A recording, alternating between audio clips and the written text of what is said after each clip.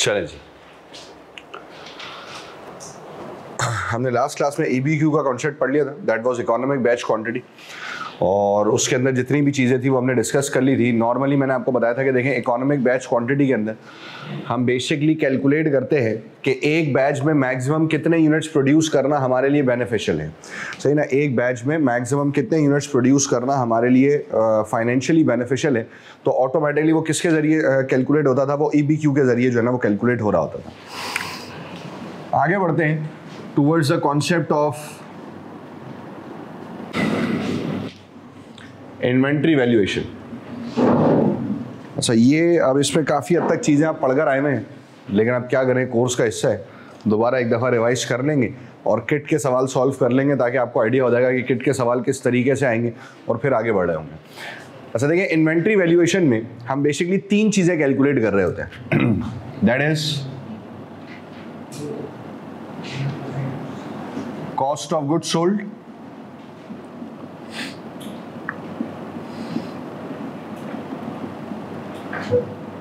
Value of closing inventory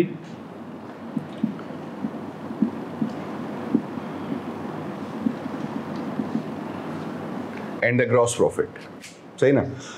3 main चीजें आप basically इसमें कैलकुलेट कर रहे होंगे। जब हमारे पास इन्वेंट्री वैल्यूएशन वाला सवाल आता है तो हमें ये बात याद रखनी है कि इन्वेंट्री वैल्यूएशन वाले क्वेश्चन के अंदर बेसिकली हम 3 चीजें कैलकुलेट करेंगे, सही ना। Cost of goods sold calculate करेंगे, दूसरी चीज हम कैलकुलेट कर रहे होते हैं वैल्यू ऑफ क्लोजिंग इन्वेंट्री, और तीसरी चीज हम कैलकुलेट कर रहे होते हैं ग्रॉस प्रॉफिट। एक चीज जो मैंने बेची थी, सही ना, एक चीज जो मैंने बेची है असल में वो मैंने कितने की खरीदी है, that is cost of goods sold. जो चीज मैंने बेची है वो मैंने कितने में खरीदी है, तो that will be considered as your cost of goods sold. एक वैल्यू ऑफ क्लोजिंग इन्वेंट्री, जो चीजें मैंने इस नीयत से खरीदी थी कि मैं उसे साल के दरमियान सेल आउट कर दूंगा, बेच दूंगा, लेकिन मैं उसे साल के दरमियान नहीं बेच पाया। मैंने ये चीज़ कैलकुलेट की थी कि मैं उसे साल के दरमियान बेच दूंगा, लेकिन मैं उसे साल के दरमियान नहीं बेच पाया, वो बच गई, तो उसे हम कहाँ पे रिकॉर्ड करते हैं, उसे हम रिकॉर्ड करते हैं वैल्यू ऑफ क्लोजिंग इन्वेंट्री के अंदर। और फिर फाइनली हमारे पास क्या कैलकुलेट होता है, ग्रॉस प्रॉफिट कैलकुलेट हो रहा होता है। और ग्रॉस प्रॉफिट का मतलब है कि जो चीज़ें मैंने बेची हैं उस पर मैंने कितना मुनाफा कमाया, सही ना। जो चीज़ें मैंने बेची हैं उस पर मैंने कितना मुनाफा कमाया। तो नॉर्मली हम 3 चीज़ें कैलकुलेट कर रहे होते हैं, कॉस्ट ऑफ गुड्स सोल्ड, जो चीज़ें मैंने बेची वो मैंने कितने की खरीदी थी, एक। वैल्यू ऑफ क्लोजिंग इन्वेंट्री, जो चीज़ें बच गई उसकी कॉस्ट कितनी है, और ग्रॉस प्रॉफिट, उन चीज़ों को बेचने पर मुझे फ़ायदा कितने का हुआ। और इन 3 चीज़ों को कैलकुलेट करने के लिए अकाउंटिंग हमें बिस्मिल्लाह पढ़कर देता है 3 methods.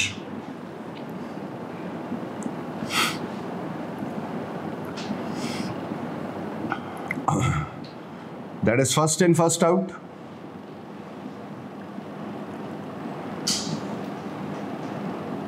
Last in first out,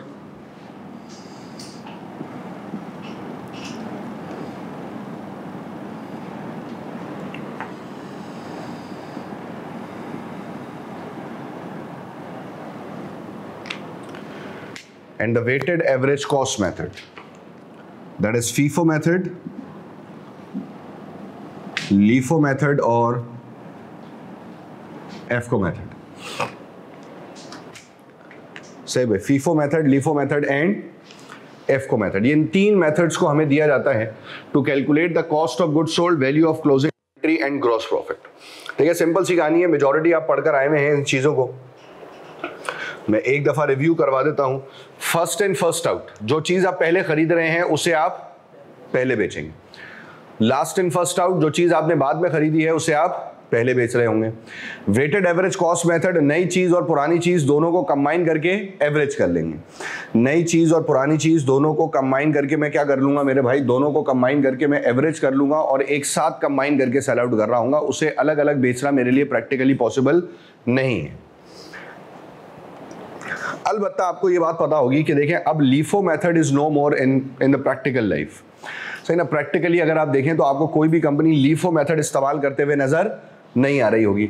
इस वजह से जब आप आगे जाएंगे और आगे जाकर फर्दर अकाउंटिंग पढ़ेंगे, हो सकता है F3 में भी इस लेवल पर ये अकाउंटिंग आएगी, क्योंकि F3 में भी इन्वेंट्री का जो है ना वो एक टॉपिक है पूरा। लॉजिकली दो ही मेथड्स हैं, वर्ल्ड वाइड 2 ही मेथड्स फॉलो होते हैं, that is first in first out और EFCO मेथड। लीफो मेथड का इजाद हुआ था, लेकिन बाद में समझ आया कि भाई लीफो मेथड अब बेसिकली प्रैक्टिकली एप्लीकेबल नहीं है।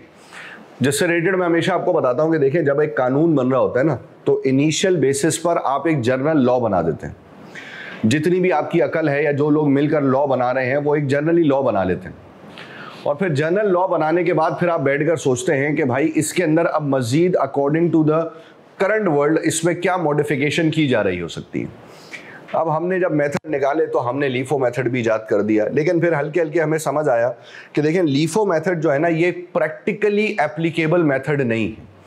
मतलब ये एक ऐसा मेथड है जिसे आप प्रैक्टिकली अप्लाई नहीं कर सकते। क्यों? क्योंकि लास्ट इन फर्स्ट आउट का मतलब है कि जो चीज़ आपने बाद में खरीदी है उसे आप क्या कर रहे होंगे मेरे भाई, पहले बेच रहे होंगे। अच्छा, अब इसकी वजह से होगा क्या, बाद में खरीदी हुई चीज़ अगर मैं पहले बेच दूंगा तो जो चीज़ मेरे पास पहले से पड़ी हुई है वो पड़े पड़े और मजीद पुरानी होती चली जाएगी, और वो जैसे जैसे पुरानी होती चली जाएगी उसके ख़राब होने के चांसेस कंपैरेटिवली उतने बढ़ते चले जाएंगे, इंक्रीज होते चले जाएंगे। ये मसला आपको फेस करना पड़ सकता है। इस वजह से अगर आप देखें ना, तो लीफो मेथड आपको प्रैक्टिकली अप्लाई होते हुए नजर नहीं आ रहा होगा। हाँ, अलबत्ता कौन सा बिजनेस कौन सा मेथड, सवाल ये है कौन सा बिजनेस कौन सा मेथड। तो देखिए, सबसे पहली चीज समझे, फीफो मेथड बेसिकली वो सारी कंपनीज इस्तेमाल करेंगी जो पेरिशेबल प्रोडक्ट बना रही हैं, लाइक डेयरी फार्म्स के आइटम, बेकरी के सारे आइटम, बेकरी वाला, डेयरी फार्मिंग वाला, ये सारा, ये हमेशा क्या यूज करेगा, फर्स्ट इन फर्स्ट आउट। क्योंकि इनके प्रोडक्ट्स की लाइफ बहुत ज़्यादा नहीं होती। इनके प्रोडक्ट्स की लाइफ कितनी होती है? हाँ, 3-4 दिन होती है, ठीक है ना। 3-4 दिन में उनको पता है कि यार हमारा प्रोडक्ट जो है ना वो ख़राब हो जाएगा, चाहे वो डेयरी फार्मिंग का प्रोडक्ट है, चाहे वो बेकरी का प्रोडक्ट है। तो इसका मतलब है कि ऐसी कंपनी बेसिकली किसको इस्तेमाल कर रही होंगी, फर्स्ट इन फर्स्ट आउट को इस्तेमाल कर रही होंगी। वैसे तो लॉजिकली अगर आप देखें तो अब तो सारी companies he first in first out use कर रही होती हैं, लेकिन नॉर्मली फिर भी अगर हम देखें तो ज़्यादातर जो ये इस किस्म के प्रोडक्ट्स बनाती हैं ना, जो पेरिशेबल प्रोडक्ट्स बनाती हैं, पेरिशेबल प्रोडक्ट्स बनाने वाली जो कंपनी है वो किसका इस्तेमाल करती है, वो फर्स्ट इन फर्स्ट आउट का इस्तेमाल कर रही होती है। एक अच्छा, लास्ट इन फर्स्ट आउट, लेकिन लॉजिकली जो है ना, अब इसकी कोई एग्जांपल है नहीं, लेकिन किताब कहती है, वैसे तो अब वो भी लॉजिकल नहीं है, लेकिन अभी मैं आपको बता दूं कि आपने देखा होगा गांव वगैरह में वो एक बड़ा कंटेनर टाइप रखा होता है जिसमें गंदम रखी जाती है, सही ना। वो एक कंटेनर टाइप होता है बहुत बड़ा सा, उसके अंदर क्या किया जाता है कि जब गंदम की कटाई होती है ना, तो वो गंदम उसके अंदर क्या कर दी जाती है, गंदम उसके अंदर सेफ कर दी जाती है, और फिर उसमें से गंदम निकाल कर उसको ज़रूरत के मुताबिक उसको पीसा जाता है और उससे आटा बनाकर उसको यूज़ कर लिया जाता है। अब वो कहते हैं कि ये जो कंटेनर आपने वहाँ पर रखा हुआ है ना, वो लीफो मेथड है, क्योंकि उसमें आप ऊपर से गंदम को निकालेंगे। तो ऊपर से जब आप गंदम को निकालेंगे तो जब सबसे आखिर में जो गंदम आपने उसमें डाली होगी वो सबसे पहले निकलेगी। तो इसका मतलब है कि वहां पर कौन सा मेथड यूज हो रहा होगा, वहां पर मेथड यूज हो रहा होगा लास्ट इन फर्स्ट आउट। तो ये एक बेसिक एग्जांपल है जो कि इस वक्त आपके F2 की किताब में लिखी हुई है, लेकिन वो आपको अब ये बात समझनी चाहिए कि ये अब कोई प्रैक्टिकली एप्लीकेबल एग्जाम्पल है नहीं, लेकिन उनके पास लीफो मेथड की एग्जाम्पल है भी नहीं, और उसकी वजह भी मैंने आपको बता दी कि लीफो मेथड प्रैक्टिकली अप्लाई नहीं हो रहा होता। लेकिन फिर भी अगर आपके पास सवाल आ जाता है तो आप इस एग्जाम्पल को उसमें कोड कर सकते हैं। और वेटेड एवरेज, देखिए वेटेड एवरेज बेसिकली आप यूज कर सकते हैं in every type of liquid based product, every type of liquid based product like oil, petrol। आप पेट्रोल पंप जाते हैं, we all know how they operate, ठीक है ना। और आप पेट्रोल पंप पे जाएंगे तो आपको पता है कि पेट्रोल पंप के किसी एक कोने में एक टैंक होगा, उसमें पेट्रोल होगा, उसके साथ मशीन कनेक्टेड है। जब वो आपके गाड़ी में फ्यूल डालने लगेगा तो वो मशीन उस टैंक में से फ्यूल को खींचेगी और आपकी गाड़ी में डालेगी। सही है ना, ऐसे ही है ना, we all know that how it operates, ठीक हो गया। अब आप बताएं कि टैंक था, मैंने 25,000 लीटर उसमें पेट्रोल डलवा दिया, और 25,000 लीटर पेट्रोल डलवाने के बाद मैंने उसको पेट्रोल को बेचना शुरू किया, बेचता गया। जब अगला टैंकर आया ना तो टैंक में 4,000 लीटर था। अब मुझे बताएं कि वो जो 25,000 लीटर जब मैं उसी टैंक में वापस डलवाऊंगा तो क्या मैं पुराने ऑयल और नए ऑयल को अलग कर सकता हूं? नहीं कर सकता ना, मेरे लिए प्रैक्टिकली पॉसिबल नहीं है। मतलब मैं उसको ये नहीं कह सकता कि यार देख रहा तू जो नया पेट्रोल डाल रहा है पुराने वाले के साथ मिक्स ना हो जाएगा। भाई एक ही टैंक है, अब अगर उसमें 4000 लीटर पड़ा हुआ है तो उसी में नया डाला जाएगा, और जब नया डाला जाएगा तो पुराना और नया बिल्कुल क्या हो जाएंगे मेरे भाई, मिक्स हो जाएंगे, कंबाइन हो जाएंगे, और उसके अंदर आप नए प्रोडक्ट और पुराने प्रोडक्ट को डिफरेंशिएट नहीं कर पाएंगे, आपके लिए प्रैक्टिकली पॉसिबल नहीं है। तो that is why it will be considered as your एफको मेथड, जिसमें मैंने आपको कहा कि आप दोनों प्रोडक्ट्स को क्या कर देते हैं, आप दोनों प्रोडक्ट्स को कंबाइन कर देते हैं, मर्ज कर देते हैं, और मर्ज करके फिर उसको क्या करेंगे, मार्केट में ले जाकर सेल आउट किया जा रहा होता है। तो that will be considered as your एफको मेथड। तो ये तीन मेथड्स हैं जिसको हम बेसिकली यूज कर रहे होते हैं, और तीनों की एग्जांपल्स मैंने आपको बता दी कि फीफो मेथड आपको यूज होते हुए नजर आएगा खास तौर पे ऐसी इंडस्ट्रीज में जो कि पेरिशेबल प्रोडक्ट्स के ऊपर काम कर रही है, और पेरिशेबल प्रोडक्ट्स के ऊपर काम करने के लिए मैंने आपको बता दिया कि उसमें क्या क्या है, आपके डेयरी फार्मिंग के आइटम्स हैं, आपके पास बेकरी के आइटम्स हैं, ये सारे फीफो मेथड यूज करते हैं।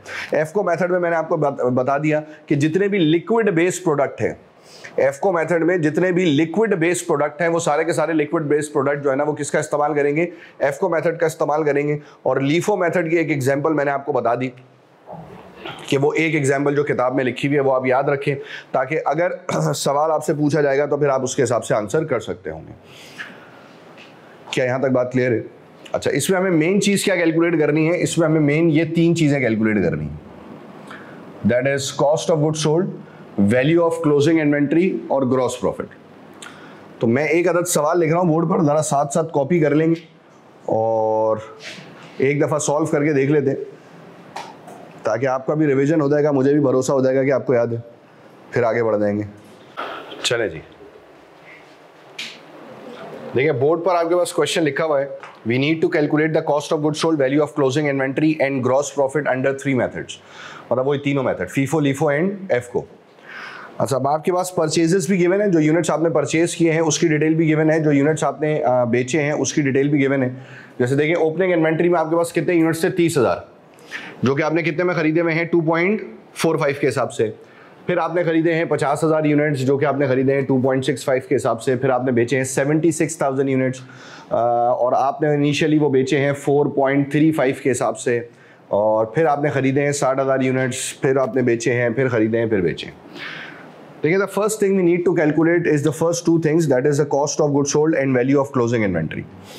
जब मैं कॉस्ट ऑफ गुड्स सोल्ड और value of closing inventory calculate कर रहा होता हूँ ना, तो फिर मेरी जिंदगी पर इससे फर्क नहीं पड़ता कि मैंने प्रोडक्ट कितने का बेचा है। फिलहाल तो मैंने ये चीज़ देखनी है कि भाई जो प्रोडक्ट मैं बेच रहा हूँ ना वो मैंने कितने का खरीदा था, यानी कि वो प्रोडक्ट मुझे कितने का पड़ा था, सही ना। जो प्रोडक्ट मैं बेच रहा हूँ वो मैंने कितने का खरीदा है। तो इनिशियल बेसिस पर when we are going to calculate the cost of goods sold and the value of closing inventory, उसमें हम सेलिंग प्राइस को इग्नोर करेंगे। एक प्रोडक्ट कितने का बिक रहा है ना, उसकी सेलिंग प्राइस को हम क्या करेंगे मेरे भाई, हम करेंगे, और हमारा फोकस सिर्फ किस पर होगा, परचेज प्राइस पर होगा। तो इसका आसान तरीका ये है कि हम बनाएंगे 2 कॉलम, मासूम और मिस्कीन। एक कॉलम बनेगा परचेजेस का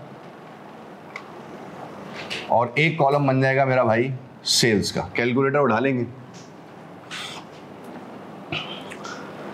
सबसे पहले इन्वेंट्री में कितने यूनिट्स थे, 30,000, कितने पर 2.45। तो मैंने कहा जी 30,000 यूनिट्स एट 2.45 जी, 73,500। फिर मैंने कितने यूनिट्स खरीदे हैं, 50,000, कितने पर, 2.65 पर। तो मैंने कहा जी मैंने खरीदे हैं 50,000 एट 2.65 जी मेरा भाई।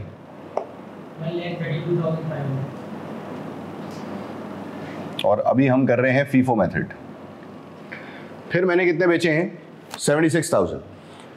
फिलहाल सेलिंग प्राइस को आप इग्नोर करें, ये सेलिंग प्राइस उस वक्त काम आएगी जब हम ग्रॉस प्रॉफिट कैलकुलेट करने जाएंगे ना। अभी तो मैंने देखा है कि भाई मैं 76,000 यूनिट्स बेच रहा हूं। तो सवाल ये है कि 76,000 units first in first out, कौन से यूनिट्स पहले बिकेंगे, इन दोनों में से कौन से यूनिट्स पहले बिकेंगे, 30,000 पहले बिकेंगे, क्योंकि फर्स्ट इन फर्स्ट आउट है।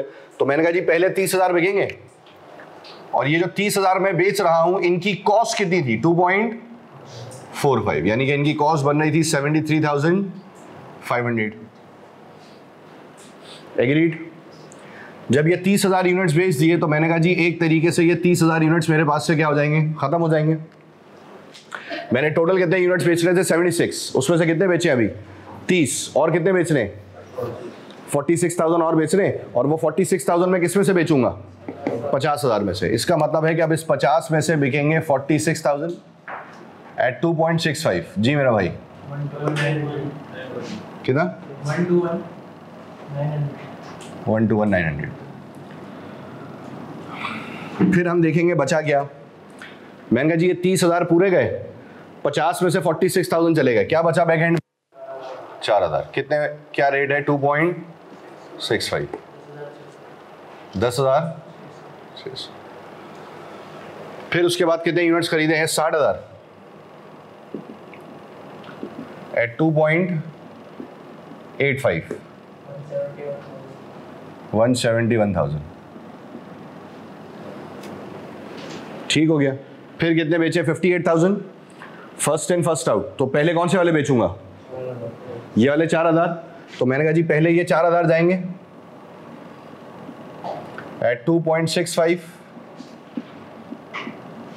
तो ये 4,000 मेरे पास से खत्म हो जाएंगे। मैंने टोटल बेच रहे थे 58,000, उसमें से अभी कितने बेचे? 4,000। 58 में से 4 बिक गए, और कितने बेचे होंगे? 54,000। वो 54,000 में किस में से बेचूंगा? 60,000 में से। इसका मतलब है कि 60 में से जाएंगे 54,000 एट 2.85। जी भाई 153,900।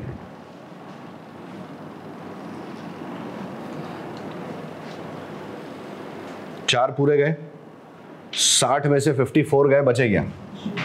6,000। 2.85 17100। फिर मैंने कितने खरीदे मेरे भाई? 70,000। कितने पर? 3.10 पर।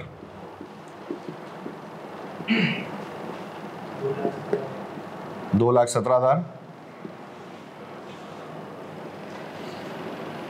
फिर कितने बेचे? 71,000। Again first in first out के मुताबिक पहले कौन से वाले बेचूंगा? 6,000। पहले ये 6,000 जाएंगे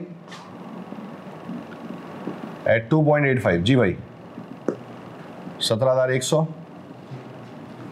ये पूरे खत्म हो गए। टोटल नंबर ऑफ यूनिट्स कितने थे? 71,000। उसमें से मैंने कितने बेच दिए?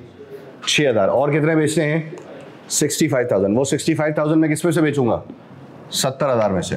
तो 70,000 में से जाएंगे 65,000 एट 3.10। जी भाई 201500। और फिर हम देख लेंगे कि बैक हैंड पे बचा गया है। मैंने कहा जी 6 पूरे चले गए, 70 में से 65 चले गए, बचा गए कितने? 5,000 इंटू, तो ये हो गया 15,500। This 15,500 will be considered as value of closing inventory. ये वो सारे यूनिट्स हैं जो मैंने बेचे हैं, और ये उन सारे यूनिट्स की क्या है मेरे भाई? कॉस्ट है। तो इनको प्लस कर लूंगा तो मेरे पास कैलकुलेट हो जाएगा कॉस्ट ऑफ गुड सोल्ड। जी भाई 578,500। ठीक हो गया। और अब मुझे बेसिकली क्या कैलकुलेट करना है? कहाँ गया? ये रहा, ग्रॉस प्रॉफिट। अच्छा, ग्रॉस प्रॉफिट कैसे कैलकुलेट करते हैं ये तो याद है ना भाई हमें? ग्रॉस प्रॉफिट कैलकुलेट करने के लिए मैं लूंगा सेल्स, और उसमें से मैं माइनस क्या कर दूंगा? Cost of good sold. Sales में से हम कॉस्ट ऑफ गुड सोल्ड को माइनस कर देंगे तो हमारे पास क्या कैलकुलेट हो जाएगा मेरे भाई? Gross profit. ठीक है भाई, सेल्स में से हम क्या माइनस कर देंगे? कॉस्ट ऑफ गुड सोल्ड को माइनस कर देंगे तो हमारे पास क्या कैलकुलेट हो जाएगा? Gross profit. अच्छा, अब देखिए मैंने कॉस्ट ऑफ गुड सोल्ड निकाल ली है,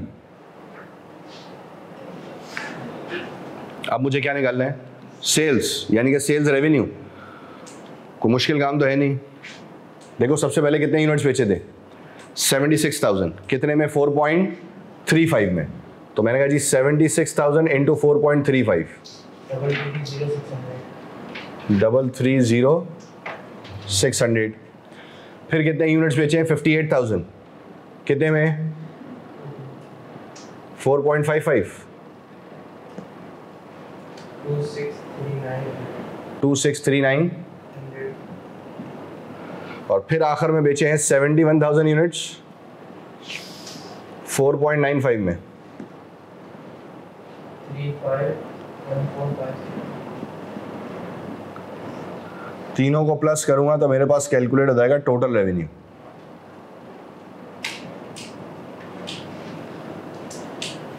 प्लस करिए बताएं। उठो भाई उठो लाशों, 11 बजे भी आंखें नहीं खुलनी है।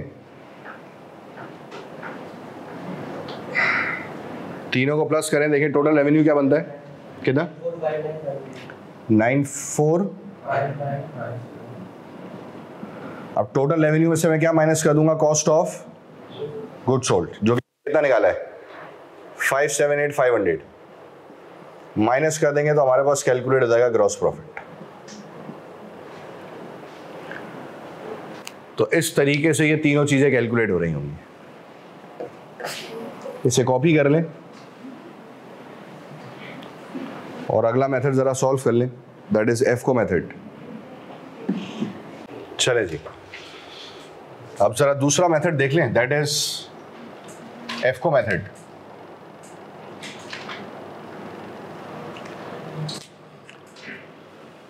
अच्छा देखिए, स्टार्टिंग तो सेम रहेगी, यानी कि सबसे पहले मैं क्या रिकॉर्ड करूंगा, ओपनिंग इन्वेंट्री और परचेजेस। सबसे पहले हम क्या रिकॉर्ड कर लेंगे, ओपनिंग इन्वेंट्री और परचेजेस को रिकॉर्ड कर लेंगे। तो जरा देखिए, ओपनिंग इन्वेंट्री कितनी थी, 30,000 इंटू 2.45। जी भाई अमाउंट बता दें, 30,000 इंटू 2.45 73,500। फिर कितने यूनिट्स खरीदे मैंने, 50,000, कितने पर 2.65 132,500। और अब मुझे यूनिट्स बेचने थे, लेकिन याद रखें कि एफको मेथड के अंदर हम हर सेल्स से पहले सारे यूनिट्स और उनकी कॉस्ट को टोटल कर लेते हैं और एक एवरेज कॉस्ट पर यूनिट निकाल लेते हैं। एफको मेथड में हर सेल से पहले सारे यूनिट्स और उनकी कॉस्ट को प्लस कर लेते हैं और एक एवरेज कॉस्ट पर यूनिट निकाल लेते हैं। अब जब मैं यूनिट्स बेचने जा रहा था तो मैंने सबसे पहले इनको टोटल कर लिया। मैंने कहा जी दोनों को प्लस किया, तो दोनों को प्लस करके इतना हो गया 80,000, और दोनों की कॉस्ट को प्लस कर लिया 206,000, 2,06,000। अब मुझे क्या निकालना है, एक यूनिट की कॉस्ट। एक यूनिट की कॉस्ट निकालने के लिए मैं क्या करूंगा, मैं टोटल कॉस्ट को डिवाइड कर दूंगा किससे, टोटल नंबर ऑफ यूनिट से। मैं टोटल कॉस्ट 2,06,000 को डिवाइड कर दूंगा टोटल नंबर ऑफ यूनिट्स यानी कि 80,000 से। तो डिवाइड करके बताओ क्या आएगा, 2.57। नाउ दिस 2.57 जो है ना, ये मेरे नए यूनिट की कॉस्ट है, ये एक नए यूनिट की कॉस्ट है। अब मैं इस कॉस्ट को इस्तेमाल करते हुए आगे बढ़ूंगा। मैंने कितने यूनिट्स बेच रहे हैं, 76,000। मेरे हिसाब से अब एक यूनिट की कॉस्ट कितनी है मेरे भाई, 2.57 195,320। मैंने कहा जी 80,000 में से 76,000 यूनिट्स बिक गए, तो पीछे क्या बचेगा, 4,000, और उसके एक यूनिट की कॉस्ट 2.57 विल बी 10280। ठीक हो गया। फिर कितने यूनिट्स खरीदे आपने, 60,000। एक यूनिट की कॉस्ट कितनी थी मेरे भाई, 2.85 17। फिर बेचूंगा 58,000। बेचने से पहले इन यूनिट्स को क्या कर लेंगे, टोटल कर लेंगे। दोनों को प्लस किया तो 64,000, दोनों की कॉस्ट को प्लस किया तो 181,280। और अब मुझे निकालनी है एक यूनिट की कॉस्ट, और एक यूनिट की कॉस्ट निकालने के लिए मैं क्या करूंगा कि मैं टोटल कॉस्ट को डिवाइड कर दूंगा टोटल नंबर ऑफ यूनिट से, यानी कि 181,280 डिवाइडेड बाय 64,000 2. ठीक हो गया। आप बेचते थे 58,000, नए यूनिट की कॉस्ट थी 2.83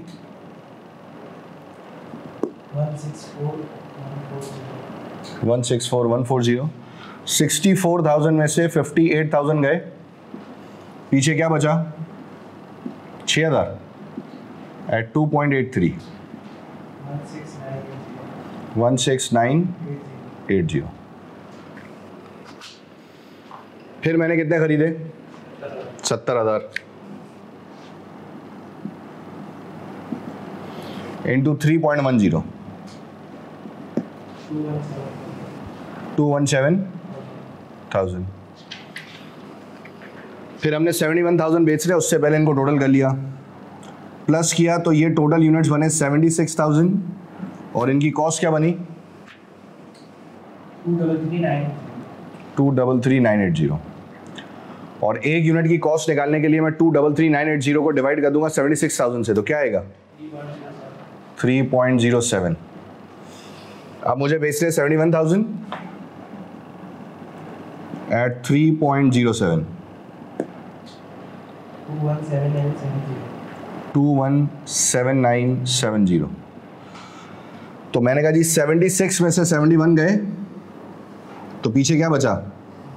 6,000, ओ sorry 5,000 eight 3.07, 15,350। This 15,350 will be considered as your value of closing inventory.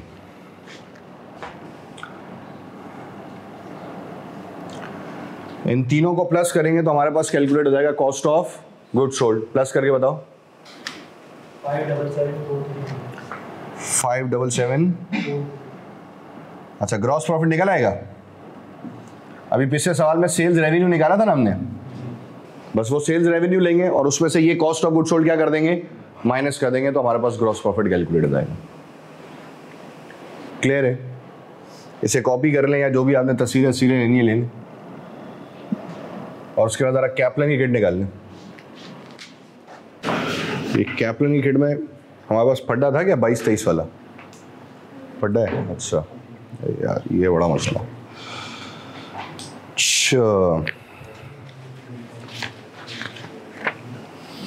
अच्छा, जिनके पास ये 2023 वाली किट है ना,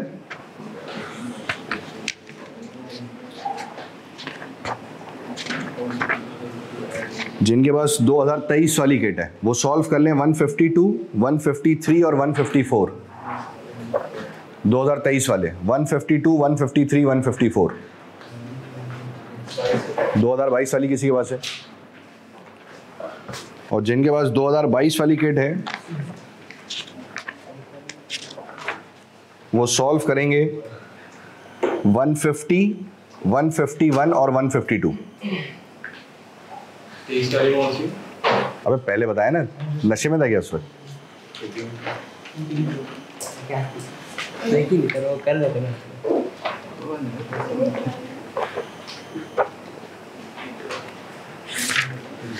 तुम्हारा क्राइम पार्टनर नहीं आया आज?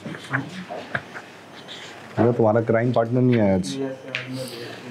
2023 वालों का सवाल है 152, 153 और 154।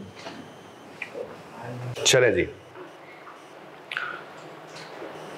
अच्छा जी, इस सवाल को हम लास्ट मेथड से देख लेते, दैट इज लीफो मेथड। फिर कुछ सवाल मैं आपको होमवर्क में दे दूंगा, ठीक है? That is last in first out. कि जो प्रोडक्ट आपने बाद में परचेज किया है आप उसे क्या कर रहे होंगे मेरे भाई? आप उसे पहले बेच रहे होंगे, सही ना? जो प्रोडक्ट आपने बाद में परचेज किया है उसे आप क्या कर रहे होंगे? उसे आप पहले बेच रहे होंगे। तो that will be the concept of last in first out. अच्छा जी, अगेन ओपनिंग इन्वेंट्री में कितने यूनिट्स थे? 30,000 इंटू 2.45, तो ये कितना बन रहा था? 73,500। फिर मैंने खरीदे 50,000 यूनिट्स इंटू 2.65, 132, 900 के 500?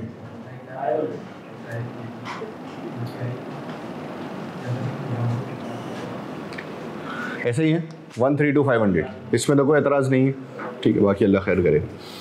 फिर हमने बेचे 76,000 यूनिट्स। 76,000 यूनिट्स मैंने बेचे हैं, और इस बार मैं कौन से मेथड से बेच रहा हूँ? Last in first out. जो बाद में खरीदे थे उसे पहले बेच रहा हूँ। तो बाद में कौन से वाले खरीदे थे? 50, यानी कि इस बार पहले कौन से वाले यूनिट्स बेचूंगा? 50,000 यूनिट्स बेचूंगा। तो मैंने कहा जी इस बार पहले बिकेंगे 50,000। किस रेट पर? 2.65 पर। That is 132,500। तो ये 50 पूरे गए। टोटल बेचने थे 76, जिसमें से 50 बेच दिए। और कितने बेचने हैं? 26,000। और वो 26,000 अब मैं किस में से बेचूंगा? 30,000 में से। यानी कि अब इस 30 में से बिकेंगे 26,000 एट 2.45। जी भाई 63,700।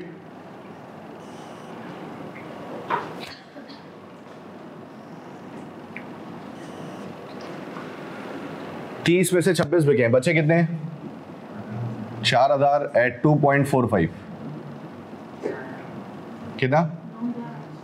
9800। और नीचे वाले 50,000 क्योंकि पूरे बिक चुके हैं तो इस वजह से उस पर किसी किस्म की तफरी से हम गुरेज करेंगे। फिर है परचेजेस कितने की? 60,000 की। 60,000 इंटू 2.85 171,000। अच्छा, फिर कितने बेच रहे हैं? 58,000 लास्ट इन फर्स्ट आउट। तो ये 58,000 मैं किस में से बेच दूंगा? 60,000 में से। इसका मतलब है कि 60 में से जाएंगे 58,000 इंटू 2.85। जी भाई 300। ठीक हो गया। फिर हम ये चीज चेक करेंगे कि अब हमारे पास इनको बेचने के बाद बचा क्या है। तो मैंने कहा जी देखो ये 4,000 तो नहीं बिके ना, ये तो बचे हुए हैं, तो ये 4,000 तो एज इट इज आ जाएंगे एट 2.45। तो ये हो जाएगा 9,800। इस 60 में से कितने गए? 58। तो बचे कितने हैं? 2।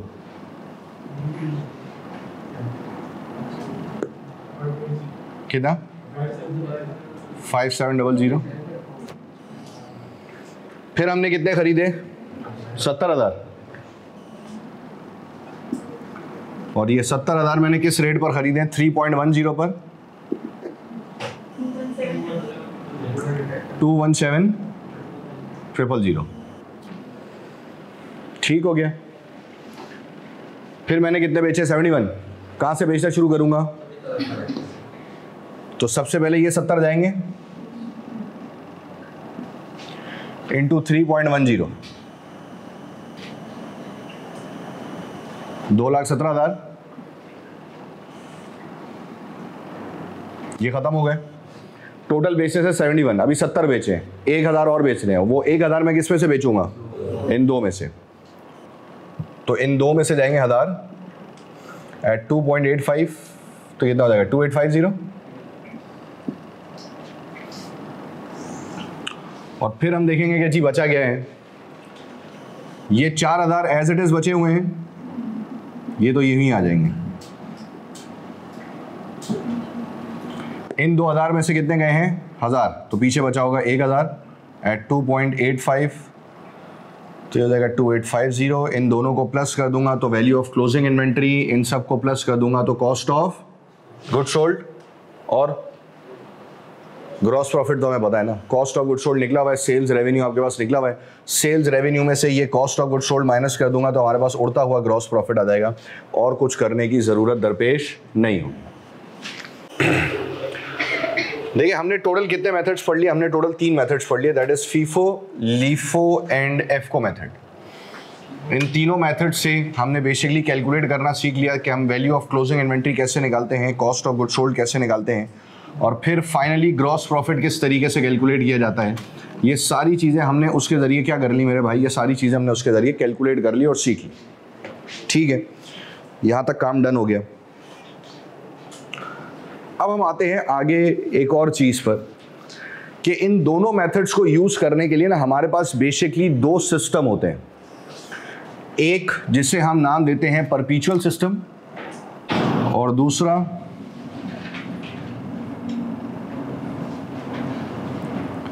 Periodic system. सही है। बेसिकली हमारे पास 2 सिस्टम होते हैं, एक होता है परपीचुअल सिस्टम और एक होता है पीरियोडिक सिस्टम। बेसिकली इन सिस्टम्स को यूज करने की जो है ना वो कोई एसएच रिस्ट्रिक्शन नहीं है, आप जो चाहे सिस्टम यूज कर सकते हैं। जैसे फीफो, लीफो और एफको में ये रिस्ट्रिक्शंस हैं कि मेरे भाई आप फीफो, लीफो और एफको में से जो मेथड सेलेक्ट करेंगे ना उसके बाद आप उस मेथड को चेंज नहीं कर सकते। अच्छा, अब इसके पीछे एक बड़ी लॉजिक है। देखिए 2-3 कॉन्सेप्ट है, आपने F3 में फाइनेंशियल अकाउंटिंग में या तो पढ़ लिए होंगे या भी आप आगे चलकर पढ़ेंगे। कैरेक्टरिस्टिक्स ऑफ फाइनेंशियल अकाउंटिंग में एक कॉन्सेप्ट आता है कंपैरेटिबिलिटी। देखिए you are talking about the company. Company मतलब board of director, share holder.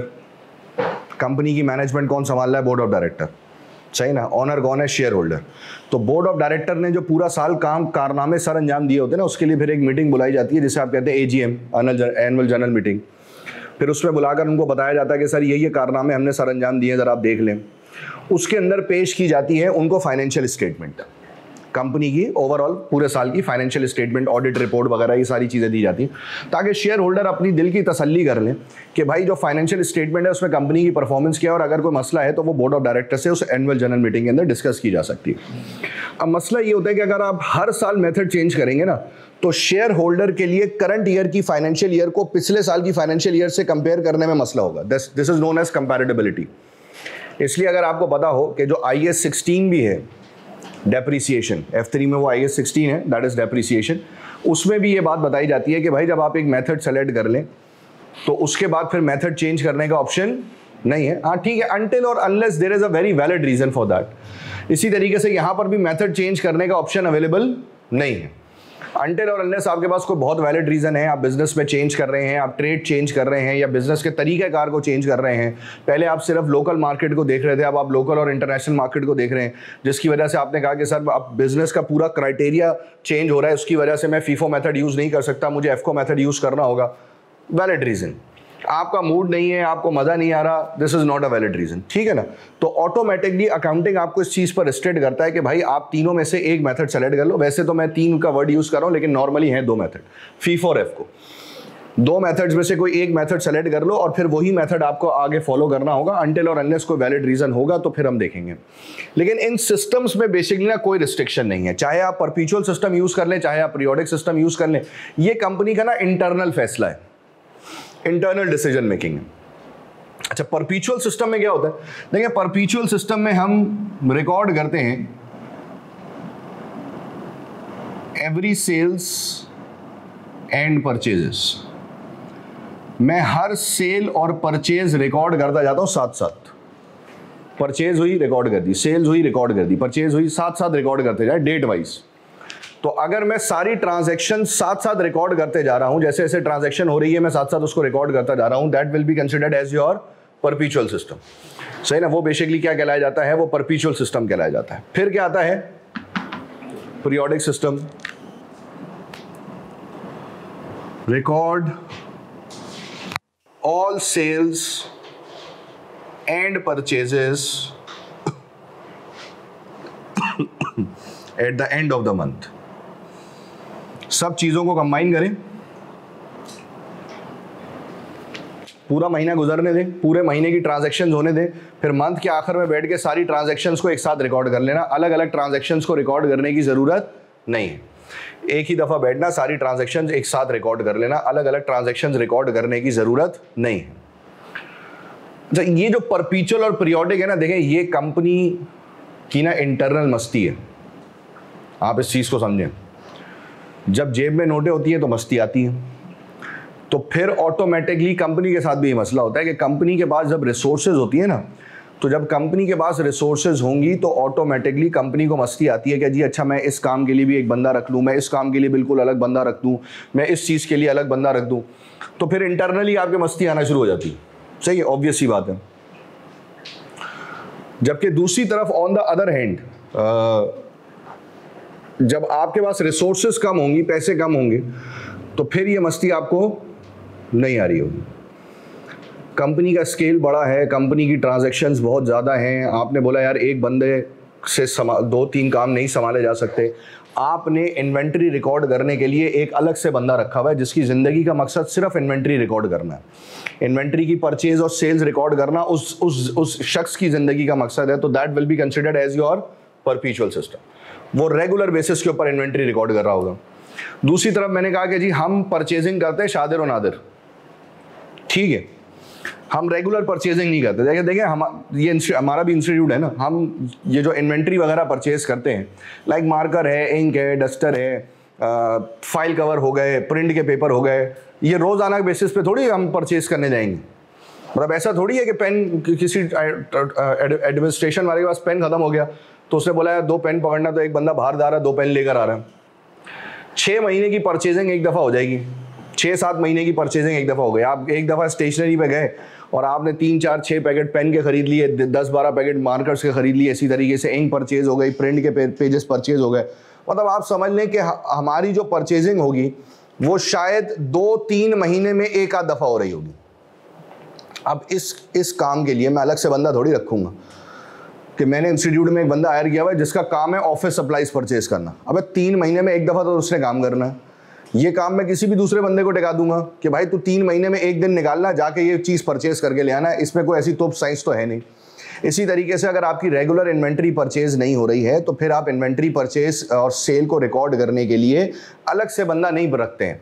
आपने एक ही बंदे को जो दूसरा कोई काम कर रहा था उसी को ये काम चिपका दिया और ऑटोमेटिकली आपने कहा कि यार तुम ये काम देख लो।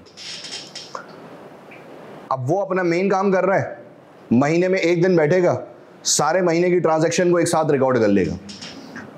और ऐसे सिस्टम को हम बेसिकली किसका नाम दे देते हैं? पीरियोडिक सिस्टम का। ये आपको नज़र आएगा कल को अगर आपका ACCA कंप्लीट करने के बाद किसी सेठिया कंपनी के अंदर जाना हुआ काम करने के लिए, आपको इंशाल्लाह लग पता जाएगा, क्योंकि वो यही काम करवा रहे होते हैं। आपको पहले हायर करते हैं, हायर करने के बाद जो है ना वो पहले 3 4 6 महीने जो है ना वो पीछे से करते हैं। आगे आप समझदार हैं, ठीक है। फिर 6 7 8 महीने के बाद जब उनको लगता है कि हाँ बंदा काबिल है, मतलब 6 7 महीने तो उसको भी ये समझने में लगते हैं कि ये काबिल है या नहीं है, इसको हम रखें या ना रखें। 7 8 महीने में अगर उसने ये भांप लिया ना कि हाँ काम का बंदा है और ये काबिल है, तो फिर जो वो काम देना शुरू करते हैं ना, आपके डेले बाहर आ जाएंगे। एक ही बंदे से 3 3 4 4 काम करा रहे होते हैं। अच्छा, फिर क्योंकि मल्टीनेशनल कंपनी नहीं है ना, सेठों की कंपनी है, इनके अलग मसले होते हैं। ऑफिस शुरू हो रहा है 9 बजे, आपने आना 9 बजे, सेट चलता हुआ आ रहा है 2 बजे। अब वो आपकी छुट्टी हो रही है 5 बजे, उसने आपको फ़ोन कर दिया यार वो 5 बजे के बाद ज़रा मुझसे मिल लेना। अब आप 5 बजे बैठे में, वो भाई साहब किसी और मीटिंग में, वो 6 साढ़े 6 फारिग होंगे, फिर आप उनसे मिलने जाएंगे, फिर वो आपसे मिलेंगे, आपको फारिग होंगे 9 साढ़े 9 बजे। तो ये बेसिकली हमारा पाकिस्तान के अंदर मेजॉरिटी कंपनीज का इन्वायरमेंट है। और हमारे पास 9 to 5 का कॉन्सेप्ट नहीं है, बाद में आपको बता दूँ, अनटिल और अनलेस कोई बहुत ही ऑर्गेनाइज कंपनी हो, सही ना, बहुत ही ऑर्गेनाइज कंपनी हो, अदरवाइज आपके पास 9 to 5 का कोई कॉन्सेप्ट एग्जिस्ट करता नहीं। ख़ास तौर पे लड़कों के लिए, इसमें लड़कियों को हमेशा फ़ायदा होता है और इनको बददुआएं भी बहुत मिलती हैं। जिस ऑडिट फर्म के अंदर आपने अगर किसी कंपनी का ऑडिट करने जाना है, कंपनी का स्केल बड़ा है और आपकी टीम में खातून है, तो 5 वक्त की नमाज में बद्दुआएं होती हैं उनके लिए। 5 वक्त की नमाज में यूँ हाथ उठा के आप, जिसने उसको टीम में शामिल किया होता है उसके लिए भी आप बद्दुआएं कर रहे होते हैं उनके लिए। क्योंकि अगर आपको पता हो, all over the world including Pakistan, हमारे पास भी ये लॉ है कि आप किसी भी फीमेल को मोर देन 6 PM ऑफिस में नहीं रोक सकते लीगली। 6 बजे उन्होंने हर हाल में जाना है। आप उन्हें उनसे लेट नाइट सिटिंग या ओवर टाइम नहीं करवा सकते, ये लीगल लॉ है, अनटिल और अनलेस उनकी अपनी पर्सनल कॉन्सेंट है। तो आपने उनसे रिक्वेस्ट की, उन्होंने एग्री कर लिया, दैट इज़ अनदर केस, लेकिन आप नहीं रोक सकते। तो जब ऑडिट में, मैं भी जब शुरू में गया था ना, तो मेरी भी जब पहली दफ़ा जब मैं ऑडिट पे गया तो मुझे उस वक्त नहीं पता था, तो हमारी टीम में 2 सीनियर थे। तो जब टीम बनी तो टीम बनने में 2 खातून दी। अब वो सीनियर आपस में, अबे यार ये तो बेड़ा गर्क हो गया, ही हो गया। अच्छा, हम क्योंकि पहली दफ़ा ऑडिट पे जा रहे थे, 3 4 लोग, हमें पता नहीं था क्या हुआ। हम जब ऑडिट पे गए, 1 दिन 2 दिन, तीसरे दिन जब वर्कलोड एकदम से बढ़ा, 10वें 12वें दिन, तो पता चला कि जी हम खप रहे काम के अंदर। खातून ने 6 बजे बैग उठाया, वो निकल गई। हम बैठे हुए 11 बजे तक। फिर हम 11 बजे निकलने, तो घर पहुंच रहे 1 बजे, बग गए हैं, बिस्तर पे लेटे हैं, उठे हैं, वापस आ गए। ठीक है, हम फिर 9 बजे आ रहे हैं, वो भी 9 बजे आ रही हैं। तो ये बेसिकली एक डिफरेंस आ जाता है। अदरवाइज तो मैंने आपको बताया कि अगर आप एज अ मेल जेंडर देखें ना, तो हमारे लिए कोई टाइमिंग की रिस्ट्रिक्शन नहीं। आपने जाना 9 बजे, वापस आने का कोई टाइम पीरियड जो है ना वो पर्टिकुलरली नहीं होता। ये एक इशू हम ऑडिट फर्म्स में या कंपनीज के अंदर या इंडस्ट्रीज के अंदर बहुत एक अरसे से हम ये बेसिकली फेस कर रहे हैं। तो पीरियोडिक सिस्टम में बेसिकली आपने उसको काम दिया, आपने बोला यार ये काम भी देख लेना थोड़ा बहुत, उसके लिए मैं अलग से बंदा हायर नहीं करूँगा, तो वो बेसिकली फिर पीरियोडिक सिस्टम पे जाता है। अच्छा, अब हमारे पास मेथड कितने? 3, फीफो, लीफो और एफको। परपीचुअल और पीरियोडिक में फर्क सिर्फ एक में आता है, एफको में। FIFO and LIFO will remain the same in both परपीचुअल and periodic. परपीचुअल और पीरियोडिक में फीफो और लीफो सेम होते हैं, इनका मेथड सेम है, इनका तरीकाकार सेम है, इसमें कोई चेंज नहीं आता। परपीचुअल और पीरियोडिक के अंदर सिर्फ एक मेथड में फर्क आता है और उसके आंसर में फर्क आता है, एंड दैट मेथड इज एफको मेथड। अच्छा, अभी जो हमने 3 मेथड्स पढ़े ना, that was under perpetual system. अभी जो हमने 3 मेथड पढ़े that was under perpetual system. अब अगर मैं कहूं कि मैं इसी सवाल को पीरियोडिक सिस्टम से सॉल्व करूं, तो फर्क सिर्फ किस में आएगा मेरे भाई? एफको में आएगा। फर्क सिर्फ किस में आएगा? एफको में आएगा। तो मैं आपको एफको मेथड सॉल्व करके दिखा रहा हूं ताकि आप उसके हिसाब से उसको जो है ना वो कंसिडर कर सकते हो, ताकि हम नेक्स्ट क्लास में फिर आगे वाली चीजें पढ़ना शुरू कर देंगे। सारी ट्रांजैक्शंस हो गई। अब आप खड़े हैं यहां पर।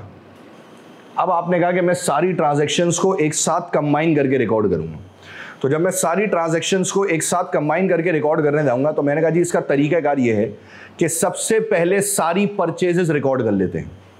सबसे पहले क्या रिकॉर्ड कर लेते हैं? सारी परचेजेस रिकॉर्ड कर लेते हैं। तो मैंने सबसे पहले परचेजेस रिकॉर्ड करना शुरू की। मैंने यहां लिख दिया एफको method, periodic system, opening inventory 30,000 into 2.45। जी मेरा भाई 73,500, 50,000 यूनिट्स इंटू 2.65, 132,500। फिर परचेजेस है 60,000 इंटू 2.85, फिर उसके बाद परचेजेस हैं 70,000 into 3.10,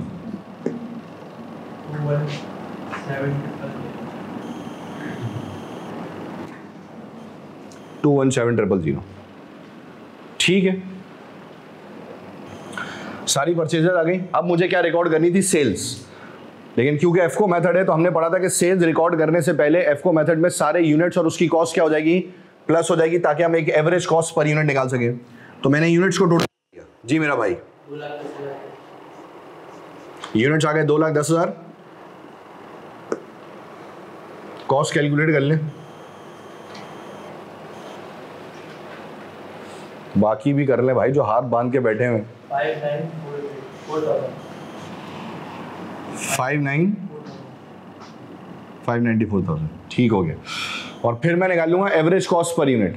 average cost per unit निकालने के लिए मैं 594,000 को डिवाइड कर दूंगा 2,10,000 से। डिवाइड करके बता दो 2.82। इसका मतलब है कि मैंने जो पूरे महीने में परचेजेस की है ना, उन पूरे महीने की परचेजेस की जो एवरेज कॉस्ट पर यूनिट है वो कितनी है मेरे भाई? 2.82। अब 2 चीजें निकालनी है mainly, cost of goods sold, value of closing inventory. Simple है, कॉस्ट ऑफ गुड्स सोल्ड जितने यूनिट्स बेचे उसकी कॉस्ट निकालने। कितने यूनिट्स बेचे मेरा भाई? उठाए कैलकुलेटर। एक 76,000, 58,000, 71,000। इन तीनों को प्लस करूंगा तो मुझे पता चलेगा कि मैंने टोटल यूनिट्स बेचे हैं 2,05,000। ऐसे ही है, इन तीनों को प्लस करूंगा तो मैंने टोटल यूनिट्स कितने बेचे हैं? 2,05,000। और एक यूनिट की कॉस्ट कितनी है? 2.82।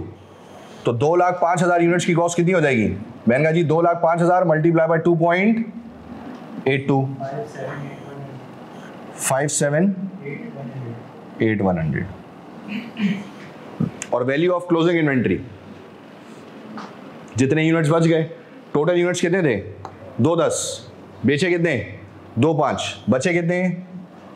5,000 इंटू 2.14,100। तो ये इस तरीके से कैलकुलेट हो रहा होगा। सॉरी, सेल्स रेवेन्यू तो वैसे ही कैलकुलेट होगा। सेल्स यूनिट को मल्टीप्लाई करूंगा सेलिंग प्राइस से, सेल्स रेवेन्यू आ जाएगा, cost of goods sold minus करेंगे तो ग्रॉस प्रॉफिट आ जाएगा। बाकी अल्लाह खैर करेगा इंशाल्लाह। कुछ सवाल दे दूं मैं आपको होमवर्क में, बोर हो जाएंगे आप लोग। क्या आप लोग किट देना?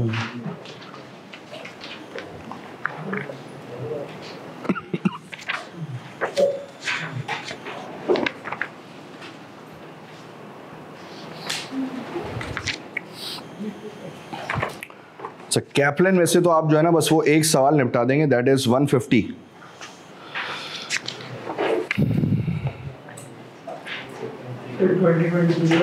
हाँ 23 वाली, 2023 वाली में ये सवाल है 150 और 2022 वाली में ये सवाल है 148। ठीक है, देख ले आपके पास कौन सी किट है, जरा बीपी किट निकाल लें।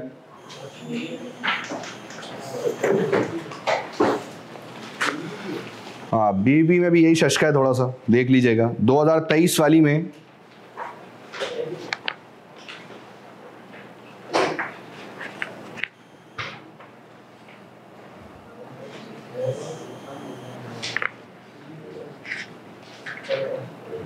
क्या आपने यहां से लिए?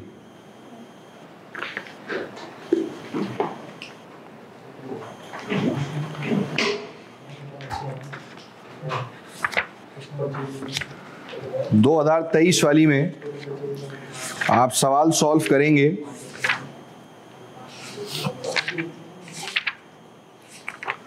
6.19, 6.19, 6.20 एंड 6.21। सही है, 6.19, 6.20, 6.21। और जिनके पास 2022 वाली किट है ना वो सवाल सॉल्व करेंगे 5.20, 5.20, 5.21 एंड 5.22। ठीक हो गया भाई, ये आप सॉल्व कर लीजिएगा।